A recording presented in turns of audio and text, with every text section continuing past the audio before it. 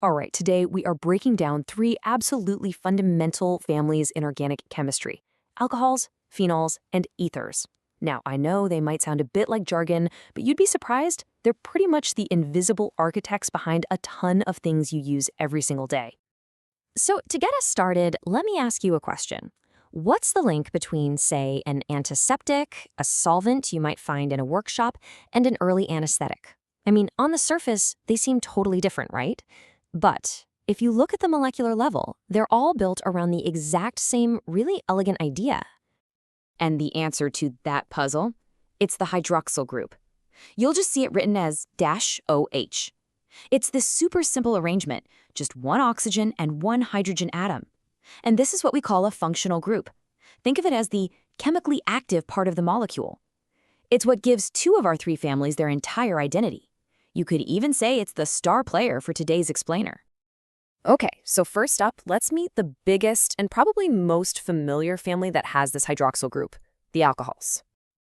Now, what makes an alcohol an alcohol? It's all about how that hydroxyl group is attached. See, it's always bonded to what we call a saturated carbon atom. And all that means is that the carbon is only making single bonds with its neighbors. No double bonds, no triple bonds, just nice and simple single bonds. The fancy chemistry term for this, by the way, is an sp3 hybridized carbon. But we can get even more specific than that. We can classify alcohols based on their structure. So for a primary alcohol, that special carbon, the one holding on to the OH group, is only attached to one other carbon. It's kind of like it's sitting at the very end of a carbon chain. Okay, so if we move one step into the chain, we find the secondary alcohols. And, you guessed it, here the carbon that's bonded to the hydroxyl group is attached to two other carbon groups. So it's not at the end anymore, it's somewhere in the middle of the structure. And, following that same logic, you've got your tertiary alcohol. This is where the hydroxyl group is on a carbon that's like a really busy intersection, bonded to three other carbon groups. And this whole classification, primary, secondary, or tertiary, it's not just for fun. It's absolutely key for predicting how these different alcohols are going to react. All right, so we can identify them by their structure, which is great. But how do we actually give them a proper name? In a way that every chemist in the world will understand? Well, let's just quickly go over the rules for that. It's actually a pretty logical three-step process. Step 1, find the longest carbon chain that has the OH group in it. Step 2, number that chain, but you've got to start from the end that's closest to the OH group. You want to give it the lowest possible number. And finally, step 3, you take the name of that chain, like ethane, you drop the final E and you add the suffix -ol. So ethane becomes ethanol. See? It's a really great example of how systematic and logical chemistry naming really is. Okay, let's move on to our next family member. And this is where you'll see how just one tiny structural change can make a huge difference in how a molecule behaves. So let's meet the phenols. And right here, you can see the critical difference. With an alcohol, that OH group can be attached to a standard carbon ring, no problem. But with a phenol, it's bonded directly to what's called an aromatic ring. And this is a really special, super stable kind of ring where the electrons are kind of shared among all the carbons at once. Trust me, this is not a minor detail. It completely changes the molecule's entire personality. So why does that matter? Well, that direct connection to the aromatic ring makes phenols way more acidic than alcohols. That ring acts like an electron vacuum, basically. It pulls electron density away from the oxygen. This makes that oxygen-hydrogen bond weaker and more polar, so it's way easier for that hydrogen to pop off as a proton. And once it does, the negative charge that's left behind gets spread out over the entire ring, which makes the whole thing really stable.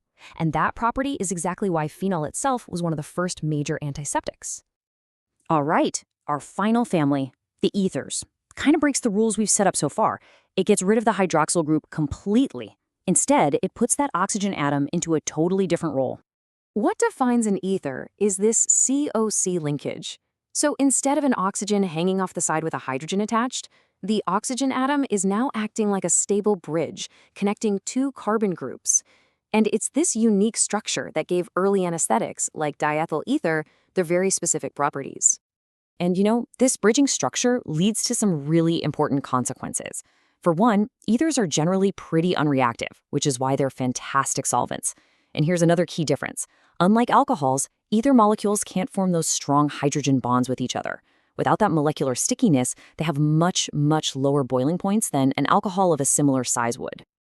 Okay, so there you have it. We've met all three families, the super versatile alcohols, the surprisingly acidic phenols, and the really stable ethers. Let's just put them all side by side for one final look to really lock in the big takeaways.